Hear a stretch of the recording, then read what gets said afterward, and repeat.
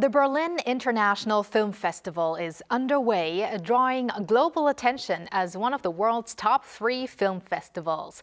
Several Korean films have been invited to Berlin.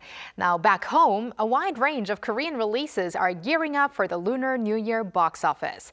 Joining us today is Jae Soh, filmmaker and professor at Seoul Institute of the Arts, to discuss Korean films in the spotlight in Berlin and what's ahead for the holiday cinema season.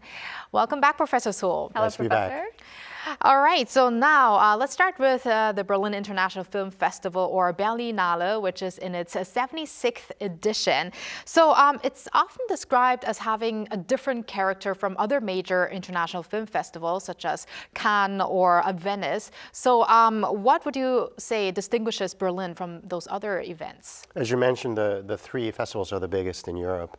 And what distinguishes itself is, first of all, it's kind of, I would say it happens in the winter, so it's February. It starts today and until the 22nd. Also, it's like the most publicly accessible film festival. So there's a lot of screenings in downtown Berlin, in small art venues, things like that. Also, it's a very highly political sort of atmosphere. It could be about racism or about the war in Gaza, things like that. And also, it's got the biggest attendance. They usually have over 300,000 people come to the festival. And I think if you go to Cannes, everybody's wearing, tuxedos and dresses. It's all about like the red carpet. And also, Venice is one of the oldest film festivals, and it's really like, about the awards, and sort of Hollywood greats come to see it. So, Berlinale is probably the most publicly accessible, and then I think cinema lovers, really like to go, and a lot of people could have access to watching a lot of the movies.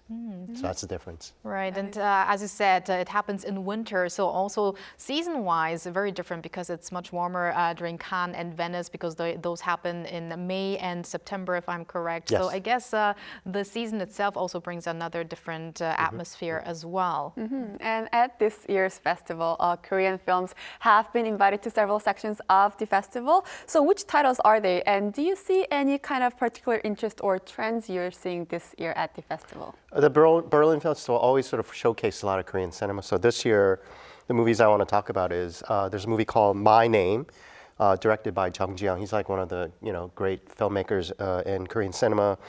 He made a movie about the Jeju massacre during the Korean War, and this movie was basically a grand prize winner at the Jeju 4.3 Peace Foundation Screenplay Award. So it won the big award, and a lot of crowdfunding. So a lot of the people of Jeju wanted this movie made. So he's debuting his movie over there.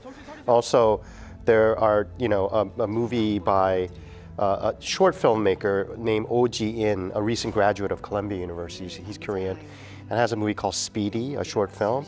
And there's also sort of another Korean film that's coming out.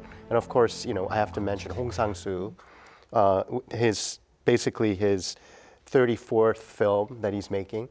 And he's a darling of the Berlinale because he's won the Silver Bear and things like that before. So right. Yeah, he's returning as well. Let's get into the details of the darling of the Berlinale, director Hong Sang-soo. So he's been invited for the 7th consecutive time this year, and his latest film, The Day She Returns, has been selected for the panorama section. So what kind of film is this, and what aspects do you think Berlin found especially compelling about this? Well, there's almost a joke that the Berlin Festival is Hong Sang-soo's festival because they show his movies all the time there.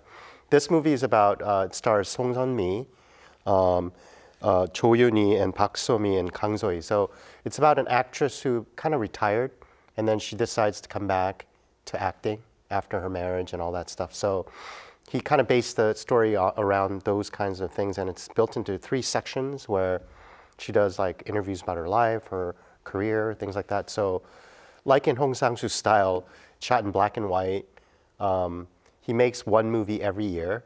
So he chooses subject matter as, I would say, very down to earth about things in everyday life. And one of the characteristics of his movies is that he always manages to cast really famous actors, and he doesn't pay them because his budget is so low. And they're sort of like, the reason why they do it is because he goes to these festivals, and Kim Min-hee, who he's dating, it was an actress that won the Best Actress award at Berlin. So I think for a lot of actors, they really want to be in his movies because it's an opportunity to walk the red carpet. He's a darling of sort of Europe, you know, all the European cinema lovers. So, but in some ways, I'm admiring him because he makes movies so often, but it's also, he makes so many that a lot of normal audience members don't really go see it. So that's the unfortunate part of that. So it's for the actors and actresses, it's more of the honor than you know, the money when it comes to his movies. Yeah, I mean his budgets are so low that I think if he paid them their normal fee, it'd be 10 times the budget of the movie, things like that. So it's more of like an honor to be in Hong Sang-soo movie. And believe me, it's not just Korean actors. We had Isabelle Huppert. Right. So world-class actors that I'm just thinking they must love him so much that they didn't need to get paid. So. Right, and what's also notable this year is actress Bae-duna is serving as a jury member in the main competition section. So that's following actress Lee Young-ae and also director Bong Joon-ho. So she will be the third Korean film figure to take this role, Korean figure. So what do you think is the significance in her participation this year at the festival? Well, like you said, we've had Korean, actors and directors sort of be the jury member. Now it's like in vogue to do that.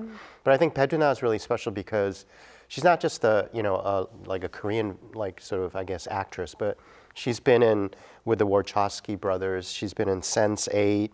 She was also in Cloud Atlas and Jupiter Ascend. These are all Wachowski movies. And also she's worked with Koreda, Hirokazu on the movie recently as well. So she's somebody that I think spans like international cinema. She basically comes out in Japanese cinema, French cinema.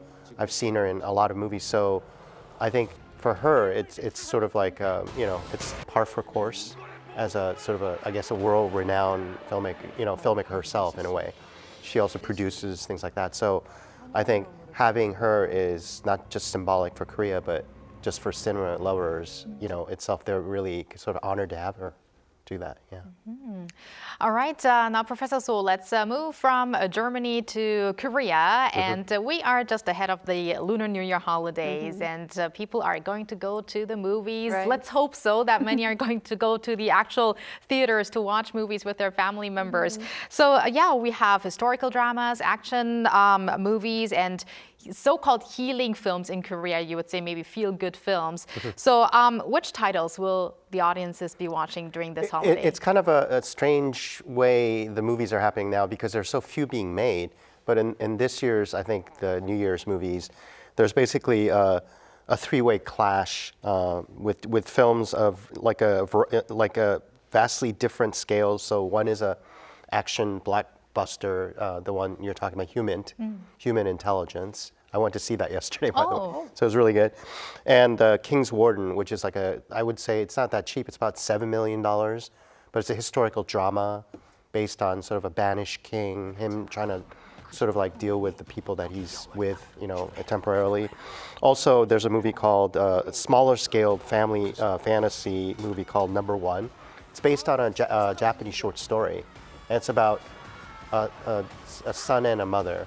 And basically, in the story, he wants to eat food prepared by his mother, but at a certain number of meals, she will die. So, and then we have in the cast, basically two people that were Choi Woo-sik and Jang Hae-jin, who are basically, you saw them in Parasite. So I think world audiences will be interested in watching this film. I think when you said healing, this is the movie that I think you're talking about. So it's an interesting mix because you have on one hand like a blockbuster movie with Woo Seung-wan directing, with Cho In-sung and Park Jung-min, who's a hot actor. And then you have like a historical drama, really well made by Jang Han-jun. This director actually went to Seoul Arts. And then the third one is the sort of the low budget. It's about $2.8 million, its budget. So it's small, but it doesn't really take that much to break even with a movie of that production scale. So I hope people flock to the cinemas to watch this, and I think they will. Okay, let's hope so. And out of those three movies you've mentioned, we want to talk about *Humint*, which is a movie that I'm actually looking very forward to, and perhaps maybe if I can go watch it in the theater. So I want to ask you, how did you like it? Because you said you watched it yesterday. So how did you like the film? And what kind of film is it? And what was most interesting about it? Tell us. Well, it's kind of interesting because Ru Soo-han, the director, already made a movie, like a spy espionage movie called Berlin, which was also a big hit at the time. That one had Ha Jung-woo and Chun Ji-yeon, like big stars. This one is also star-studded. It has, as I mentioned, Cho In-sung. You also have Park Jung-min, then you have Shin Se-kyung.